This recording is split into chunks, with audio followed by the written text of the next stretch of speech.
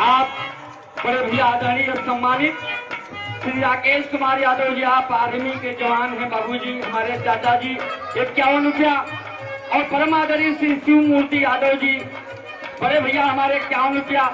दोनों चाचा और बड़े भैया की तरफ से 100 रुपए का पुरस्कार पालीगंजपुर जियाईपुर से चरणों प्राम स्वीकार आशीर्वाद कामना है। आप हमारे बड़े भैया श्री बाबूजी विश्वकर्मा जी, आप 100 रुपया आपके चरणों प्राम स्वीकार हो। पहाड़ीपुर की धरती से आप जहां आबाद रहे, आशीर्वाद की कामना है। राजा भरसरी बाबूजी जब अपने राजमहल के सामने पहुंचते हैं, अपने आप को रोक नहीं पाते, आंखों में आंसू आ गया, ध्यान आ गया कि मैं एक नारी के खातिर अपने छोटे भाई को अपने राज्य से निकाल दिया। आज वही समय आया, मेरे भाई ने मुझे बताया था कि बड़े भैया आप गलती कर रहे हो, जिस नारी को इतना प्रेम करते हो, इतना चाहते हो, वो नारी एक दिन धोखा जरूर देगी। इसलिए उनके मन में भाव आया बाबूजी, अरे जौने नारी खातिर अपने भैया के भुलावा हो, जौने नारी खातिर अपने भैया।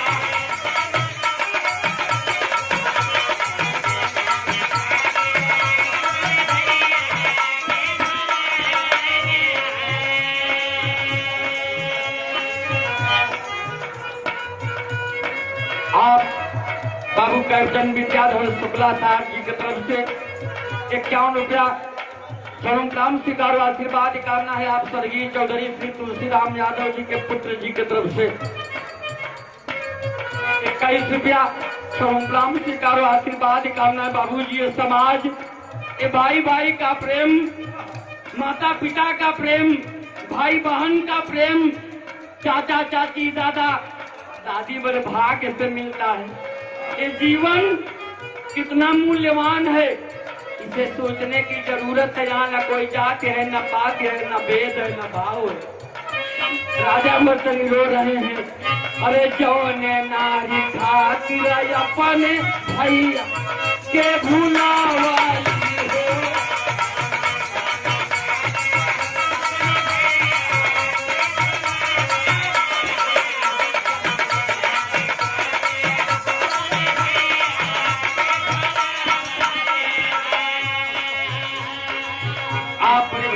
सम्मानित मलखानपुर के प्रधान जी श्री नागेंद्र सिंह जी की तरफ से 100 रुपया। और हमारे बड़े भैया बगल में बैठे भैया सुंदर सिंह ठाकुर साहब जी की तरफ से 100 रुपया। दोनों भाइयों की तरफ से, प्रधान जी की तरफ से, ठाकुर साहब जी की तरफ से आशीर्वाद से समाज सुधारने की जरूरत है। जौने नारी खातिर अपने भैया के भुलावाई हो, जौने नारी खातिर अपने।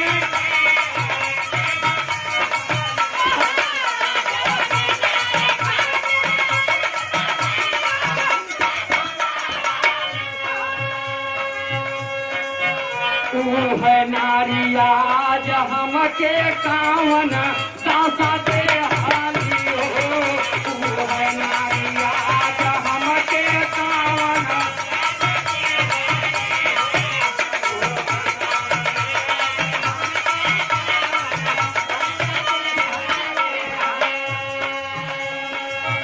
माया के नगरिया में काया के न मोलावा, काया के न मोलावा हो। माया के नगरिया एक दिन राम राम हो। माया के नगरिया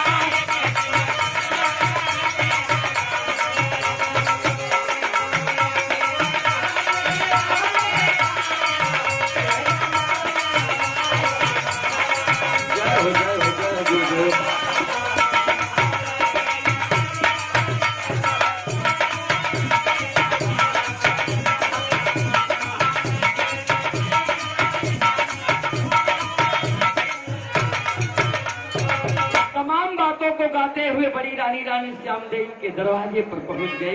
पूरी प्रजा पीछे पीछे लगी है कि राजा साहब आ गए। बड़ी रानी श्यामदेव बैठी है, अपने पति को ध्यान करके अलग जगह दिए कि आपका धन धान्य भरा रहे, आप हमेशा सुखी रहें। रानी सोच रही कि कोई जोगी आ गया, दौड़ करके मोतियन थाली में मोती सजा करके आती है, अपने पति के सामने जब खड़ी होती है तो सोच रही है कि कोई जोगी है। जब निगाह ऊपर किया तो देखा कि बाप रे, मेरे पतिदेव मेरे सामने खड़े हैं, खाली हाथ से छूट गई। बड़ी रानी श्यामदेव हाथ जोड़ करके लंबा लंबा अपने पति के चरण पर लेट गई। बाबूजी ये संस्कार है, अपने पति के चरण पर लेट करके रोने लगी।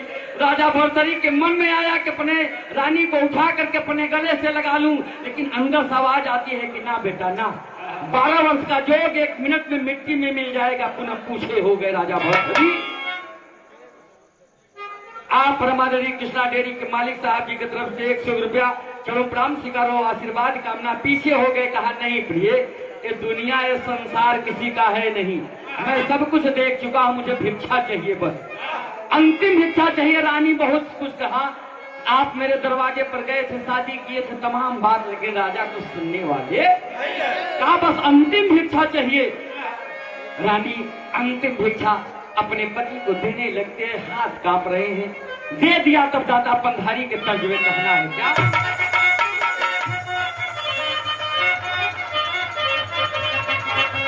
अरे दासी के चरण के जोगिनिया बनाए जा कैसे, दिनवा बीती राजा जतन बताए जा कैसे।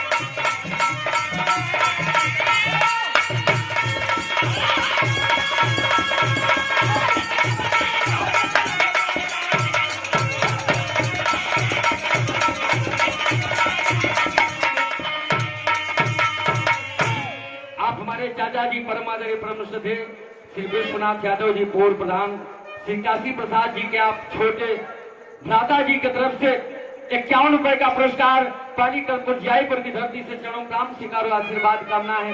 रानी ने कहा कि दासी के चरण के जोगिनिया बनाए जा कैसे, दिनवा बीती राजा जतन अरे पुनः जोगवा रमावला नीला मोहिया हो, अहम के बनवला कौने डारी के कोयलिया, अरे जाते जाते मोहनी खजरिया बजाए जा कैसे, दिनवा बीती राजा।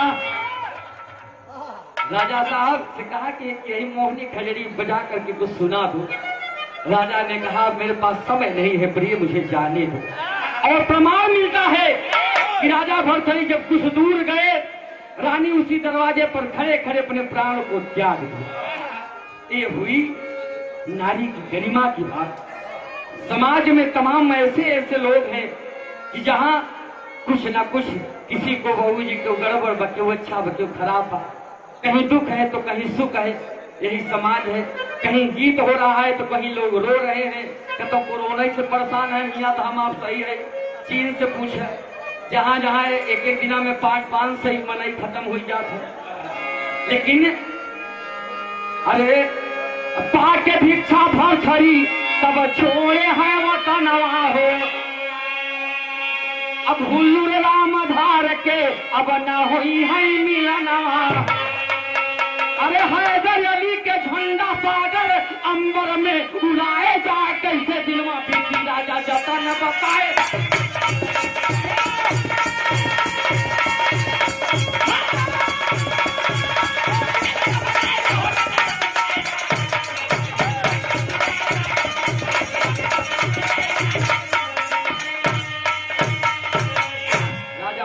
को भिक्षा मिल गया, गुरु गोरखनाथ के दरवाजे पर चले गए बाबूजी, ज्ञान प्राप्त हुआ, भंडारा भी हो गया।